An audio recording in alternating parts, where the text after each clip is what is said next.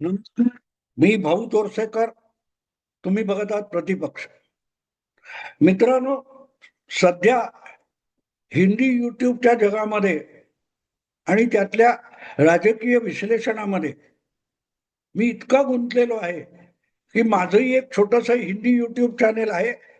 पण इतरांच्या हिंदी युट्यूब चॅनेलवर या बंगालच्या निवडणुकीच्या निमित्ताने माझा इतका पाठपुरावा केला जातो की मला ते जे शेवटचं मतदान झाल्यानंतर एक्झिट पोल आले त्याच्यावर माझं भाष्य मराठीत करायला सुद्धा सवड झाली नाही. असो,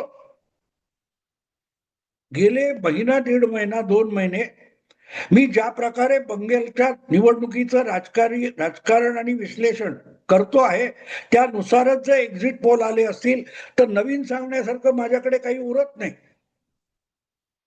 पण नवीन सांगण्यासारखं नसलं तरी सांगण्यासारखं काहीतरी असतं.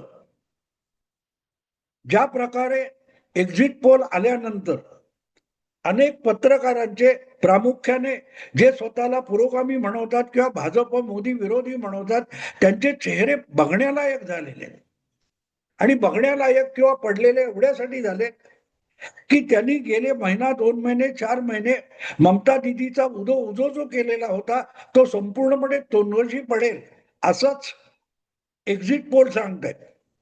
आणि एक्झिट पोल म्हणजे तुम्हाला माहिती आहे की मतदान संपल्यानंतर मत देऊन आलेल्या व्यक्तीच्या मनाची चाचपणी करून जो काही अंदाज व्यक्त केलेला असतो तो असतो.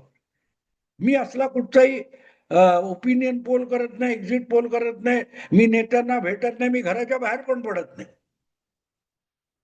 पण मी जी व्हिज्युअल्स माझ्या समोर येतात, जे वेगवेगळे व्हिडिओ येतात, बातम्यांचे, चॅनेलचे, युट्यूबरचे, त्यामध्ये दिसणाऱ्या माणसांचे चेहरे, त्यांची बॉडी लँग्वेज याकडे बारकाईने बघत असतो आणि त्यावर आधारित माझं राजकीय विश्लेषण करत असतो. गमतीची गोष्ट अशी असते की ज्या मुलाखती मी युट्यूबवर बघतो त्या मुलाखती ज्यांनी घेतलेल्या असतात, ती मुलाखत घेणारा तो अँकर किंवा रिपोर्टर सुद्धा त्या इंटरव्ह्यू देणाऱ्या व्यक्तीच्या चेहऱ्याकडे बघत नाही, त्याच्या शब्दांकडे बघत नाही, त्याच्या हालचालींकडे बघत नाही किंवा त्याला समजून घेण्याचा प्रयत्न करत नाही. मला सगळ्यात मोठी गंमत ती वाटते की तुम्ही जर एखाद्या व्यक्तीची मुलाखत घेत असाल तर ती मुलाखत घेताना त्याच्याकडे काहीतरी सांगण्यासारखं आहे हे गृहीत धरावं लागतं आणि त्याच्याकडे जे सांगण्यासारखं आहे ते समजून घेण्याची आपली मानसिक तयारी असली पाहिजे. त्याचं काहीच ऐकायचं नाही आणि त्याला बडबडू द्यायचं आणि आपणही बडबडायचं. त्यातून निष्पन्न काहीच होत नाही. तो काय सांगतोय ते त्या रिपोर्टरला कळत नाही आणि मग त्याच्या नावावर रिपोर्टर बातमी म्हणून जे खपवतो तेही आणखीन काही तिरपगडं असतं. हे मी आज तुम्हाला एवढ्यासाठी समजावतोय की हे बहुतांश चॅनेलवाले आणि जे कोणी असे पत्रकार, पुरोगामी म्हणवणारे पत्रकार आहेत, तटस्थ, निर्भीड असे पत्रकार आहेत, हे वारंवार तोंडघशी पडण्याचं नेमकं ते कारण आहे. ते निर्भीड अजिबात नसतात, परखड अजिबात नसतात, तटस्थ अजिबात नसतात आणि निष्पक्ष तर बिलकुल नसतात. जो कोणी स्वतःला प्रत्येक वेळेला निष्पक्ष आणि निरपेक्ष म्हणवतो तो सरळ सरळ भाजप विरोधी असतो, मोदींचा तिरस्कार करणारा असतो. पण आपण मोदीचा किंवा भाजपचा विरोधक आहोत हे लपवण्यासाठी त्यांना तटस्थ नावाचा एक मुखवटा चढावा लागतो किंवा मास्क लावावा लागतो आणि म्हणून आपण फार तटस्थ आहोत असं जेव्हा तो म्हणतो, जेव्हा भाजपचा विजय होतो तेव्हा त्याचा चेहरा बघा, मग तुम्हाला कळेल तो किती दुःखी झालेला आहे. मुंबईमध्ये जेव्हा महापालिका निवडणुका वगैरे होऊ घातल्या होत्या त्यावेळेला 3-3 महिने हिरिरीने ठाकरे ब्रँड म्हणून पिंगा घालून नाचणारे, फुगड्या घालणारे अनेक पत्रकार आणि चॅनेल तुम्ही बघितलेले आहेत. आज त्यापैकी कोणालाही ठाकरे ब्रँड आठवत सुद्धा नाही. सगळा महाराष्ट्र 2 ठाकरे बंधू एकत्र येण्याची गेली कित्येक वर्ष प्रतीक्षा करीत आहे अशी भाषा वापरणारे आहेत ना. त्यांना आज ठाकरे बोलतात काय आणि करतात काय याची सुद्धा प्रतीक्षा नाहीये. याचं कारण त्यांना ठाकरे या विषयाचं आकर्षण अजिबात नव्हतं. भाजपला ठोकण्यासाठी जर ठाकरे किंवा ठाकरे बंधू, उद्धव ठाकरे किंवा राज ठाकरे आणि बंधू एकत्र येणार असतील तर तेवढ्यापुरता त्यांचा इंटरेस्ट होता. आणि हे दोन बंधू एकत्र आले तर भाजपला मुंबई महापालिकेत आपला महापौर बसवण्यापासून वंचित राहावं लागेल, हा जो त्यांचा आडाखा होता त्यासाठी त्यांना ठाकरे ब्रँडचं कौतुक होतं. थोडक्यात ते तटस्थ किंवा निष्पक्ष नव्हते, ते भाजपचे विरोधक होते आणि म्हणून भाजपला विरोध करणारा कोणीही त्यांना आवडत असतो. एक प्रकारे आपण यांना जिहादी पत्रकार पण म्हणू शकतो. अगदी छाती ठोकपणे आज सगळे उघडपणे सांगतात, मुस्लिम कुठल्याही परिस्थितीत भाजपला मत देणार नाही, हे सांगणारे सगळे निष्पक्ष असतात. मी पण सांगत आलो, पूर्वीपासून सांगत आलो. मुस्लिम कोणाला मत देतो? तर जो उमेदवार आपल्या विभागात भाजपचा उमेदवार किंवा भाजपने पाठिंबा दिलेले उमेदवार पराभूत करू शकेल असा उमेदवार निवडून मुस्लिम त्याला मत देत असतो. आणि आजच्या निष्पक्ष निर्भीड पत्रकारांकडे तुम्ही बारकाईने बघितले तर त्यांना जो कोणी भाजपला पाडू शकेल, जो कोणी भाजपचा कट्टर विरोधक आहे असा पक्ष आणि राजकीय नेता यांच्याविषयी कमालीची आस्था दिसून येते, जी ठाकरे ब्रँडच्या वेळेला तुम्हाला दिसत होती. पण ठाकरे ब्रँड जमला, एकत्र आला, तरीही उद्धव ठाकरे काय ते तरीही भाजपचा मुंबई महापालिकेत पराभव झाला नाही म्हटल्यानंतर त्यांनी ठाकरे ब्रँड उचलला आणि कचरा कुंडीत टाकून दिला. इथे तुम्हाला कळतं बायस कसा असतो. बायस याचा अर्थ असा असतो, विरोध याचा अर्थ असा असतो की तुम्ही कोणाचा द्वेष करता त्यानुसार तुमची आवड निवड ठरते. आयुष्यभर बाळासाहेबांच्या काळापासून ज्यांनी शिवसेनेच्या नावाने शिव्या शाप दिले असे बहुतांश पत्रकार आजकाल नको इतकं उद्धव ठाकरे यांचा उदो उदो करतात. कारण आज त्यांना उद्धव ठाकरे किंवा शिवसेना यांच्यापेक्षा भाजपचा द्वेष करावा असं वाटतो. साहजिकच भाजपच्या विरोधात बोलणारे उद्धव ठाकरे हे त्यांना फार पुरोगामी वाटायला लागतं. असो, मुद्दा इतकाच आहे की मी हा विषय आजचा तुम्हाला मांडतोय त्याचं दोन कारणे, दोन महिला मी गेल्या 2 दिवसात बघितल्या. त्यापैकी एक मोठी इंग्रजी महिला पत्रकार आहे, जिला सबा नकवी या नावाने तुम्ही ओळखत असाल, बऱ्याच हिंदी किंवा इंग्रजी वाहिन्यांवरती दिसते. आपण हिंदुत्व विरोधी आहोत, आपण भाजप विरोधी आहोत, आपण RSS विरोधी आहोत, हे लपवत लपवत ती तटस्थपणाचं प्रदर्शन करत असते. आणि तिने आता काल परवा बंगालच्या निवडणुकीबद्दल एका ठिकाणी जे मतप्रदर्शन केलं त्यातून मला वाटलं की हा विषय नव्याने परत मांडला पाहिजे. तिचं दुखणं असं होतं की ती बंगालच्या निवडणुकीत फिरत होती किंवा माहिती घेत होती, त्या तिच्या एक गोष्ट लक्षात आली की आता जी पश्चिम बंगालमध्ये विधानसभा निवडणूक चालू आहे त्या विधानसभा निवडणुकीमध्ये मोठ्या प्रमाणामध्ये जे परंपरेने डाव्या विचाराचे आहेत, कम्युनिस्ट विचाराचे आहेत, अशा अनेक मतदारांनी आणि सुशिक्षितांनी सुद्धा भाजपला मतदान केलं आणि त्यामुळे ही महिला म्हणजे सबा नकवी अचंबित झालेली होती. आमची विचारधारा काय, तुमची विचारधारा ही भाजपची विरोधक आहे, डावी आघाडी ही भाजपची विरोधक आहे, मग ती भाजपला मत देतेच कशी?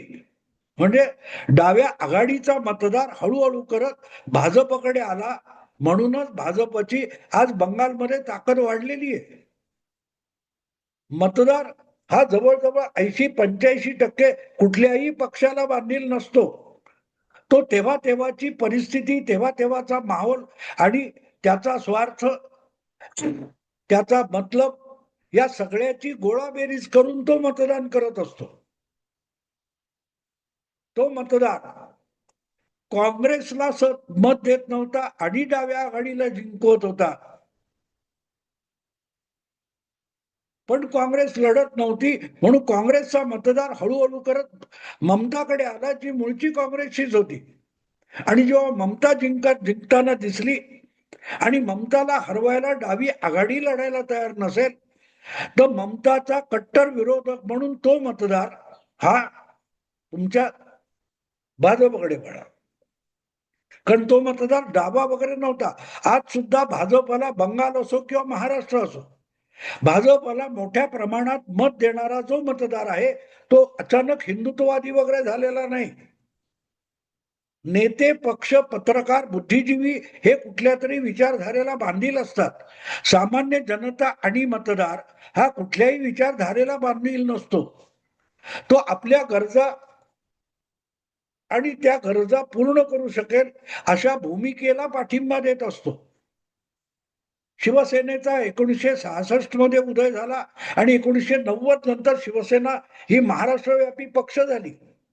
तोपर्यंत शिवसेनेला एका वेळेला 2 आमदार विधानसभेमध्ये निवडून आणता येत नव्हते. मग त्यावेळेला काँग्रेसच्या विरोधात कोण होतं? जनता दल होतं, शेतकरी कामगार पक्ष होता, रिपब्लिकन पक्ष होता, वेगवेगळे पक्ष, भाजप होता. म्हणजे काँग्रेसला भले 40-50% मतं मिळत असतील, पण उरलेली 50% मतं कुठल्या ना कुठल्या दुसऱ्या विरोधी पक्षाला काँग्रेस विरोधी राजकारणात मिळत होती, पण शिवसेनेला मिळत नव्हते. काँग्रेसच्या विरोधात जो जो पक्ष उभा राहील त्याला हा 50-55% मतदान करत होता आणि त्याच्या विखुरलेपणाचा फायदा काँग्रेसला मिळत होता. काँग्रेसकडे बहुमत होतं. जितके हे इतर बिगर काँग्रेस पक्ष महाराष्ट्रात दुबळे होत गेले, तसतशी शिवसेनेची आणि भाजपची ताकद वाढत गेली. काल परवापर्यंत कम्युनिस्ट असतील, सोशलिस्ट असतील, जनता दल असेल, तुमचा शेतकरी कामगार पक्ष असेल, रिपब्लिकन पक्ष असेल, अशा वेगवेगळ्या पक्षात विखुरलेला पण काँग्रेस विरोधी असलेला मतदार 1990 नंतर हळूहळू करत काँग्रेसला हरवायला ताकद लावणारा, मेहनत करणारा भाजप आणि शिवसेना अशा पक्षांकडे वळत गेला. आणि म्हणून तो लगेच हिंदुत्ववादी झाला असं बिलकुल नाही, बिलकुल नाही. आज सुद्धा मी तुम्हाला छाती ठोकपणे सांगतो, भारतामध्ये भाजपला भले 37-38% मतं मिळत असतील, पण त्या 37-38% मतांमध्ये 20% मतदार भले हिंदुत्ववादी असेल, पण 18% भाजपचा मतदार हा काँग्रेसला किंवा पुरोगाम्यांच्या मूर्खपणाला पाडण्यासाठी भाजपच्या बरोबर आलेला आहे. आणि म्हणून बंगाल मधला मतदार जो डाव्यांचा मतदार म्हणून सभा नकवीला वाटतो, तो डाव्या विचारांचा मतदार नाहीये. तो अँटी काँग्रेस म्हणून भाजप डाव्यांबरोबर होता. तो अँटी ममता म्हणून भाजप अँटी ममता म्हणून डाव्यांबरोबर होता. तो आता अँटी ममता म्हणून भाजप बरोबर आलेला. हे सगळीकडे होतं. आणि हे जो बुद्धिमंत करत असतील, ही जे परंपरेने डाव्यांचं समर्थन करणारे होते, ते डावे पूर्णपणे बर्बाद झाल्यानंतर ते सगळे बुद्धिमंत काँग्रेसवादी झाले, सेक्युलर म्हणून काँग्रेसवादी झाले. तर सामान्य मतदाराने आपल्याला नको असलेल्या पक्षाला किंवा विचारांना पराभूत करण्यासाठी योग्य तो उमेदवार शोधण्यात गैर काय, ही एक बाजू झाली. बंगालमध्ये गेल्या 8-10 वर्षामध्ये जे प्रचंड परिवर्तन आहे, जिथे 2014 मध्ये एक आमदार निवडून आणणं भाजपला बंगालच्या विधानसभेत शक्य नव्हतं, तिथे आज 10-12 वर्षानंतर भाजप सत्तेत येण्यापर्यंत मतदार त्यांच्या बाजूला झुकला, तर तो विचारांना बांधील नाहीये हे पहिलं लक्षात घ्या. आणि मग हे भाजपने पोलरायझेशन केलं, धार्मिक चिथावण्या दिल्या वगैरे वगैरे म्हणणं सुद्धा मूर्खपण आहे. इतक्या मोठ्या प्रमाणामध्ये हिंदूंना ममता दिदीची स्ट्रॅटेजी काय सांगायचे की मायनॉरिटी मधली म्हणजे मुस्लिमांची मायनॉरिटीतली मॅक्झिमम मेजॉरिटी मतं आणि मेजॉरिटी हिंदू मधली मायनॉरिटी मतं यांची बेरीज केली की ममता जिंकते, हा एक सिद्धांत आहे. मायनॉरिटीची मेजॉरिटी आणि मेजॉरिटीची मायनॉरिटी, नेमकी तीच गोष्ट भाजपची आहे. आपल्याला हक्काने मुस्लिम मतं मिळतात म्हणून मुस्लिमांचं तुष्टीकरण, लागूल चालन अतिरेकाने ममता करत गेली. त्यामुळे आपोआपच हिंदूंमध्ये आशंका निर्माण होऊन आपली ही राजकीय भूमिका, हिंदूंची भूमिका म्हणून मांडणारा कोणतरी पक्ष असला पाहिजे, अन्यथा मुस्लिम हिंसाचाराला आपण टिकू शकणार नाही.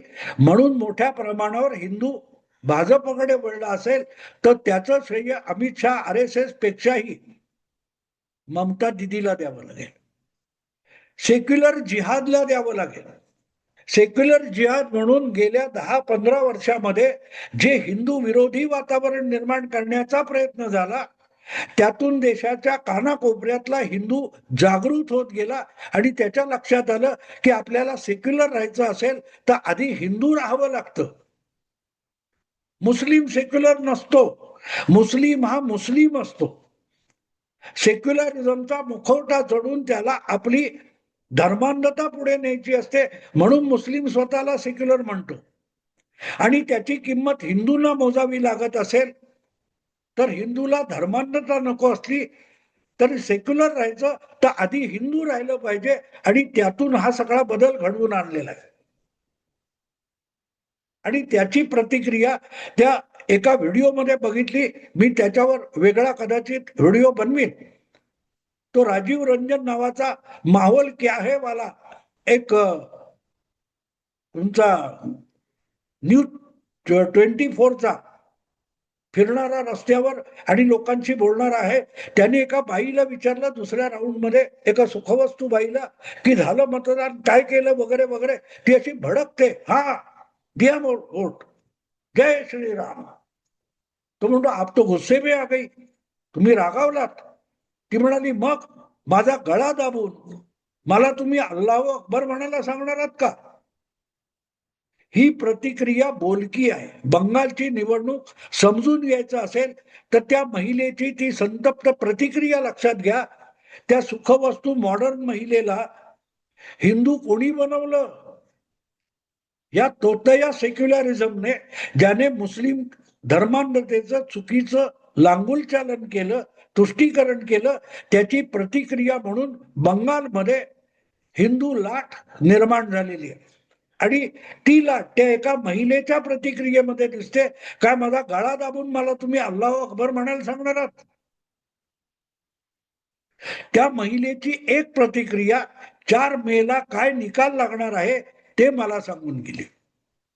आणि म्हणून सभा नकवी आणि ती प्रक्षुब्ध महिला, एक मुस्लिम विद्वान महिला, पत्रकार महिला आणि एक हिंदू सुशिक्षित सुखवस्तू पण प्रक्षुब्ध हिंदू झालेली महिला, या 2 महिलांमुळे मला बंगालच्या निवडणुकीच्या निकालाचा अंदाज 3 दिवस आधी आलेला आहे. 4 तारीखला बघू काय होतं. आता थांबतो. आवडलं लाईक करा, शेअर करा आणि प्रतिपक्षाला सबस्क्राईब करा. नमस्कार.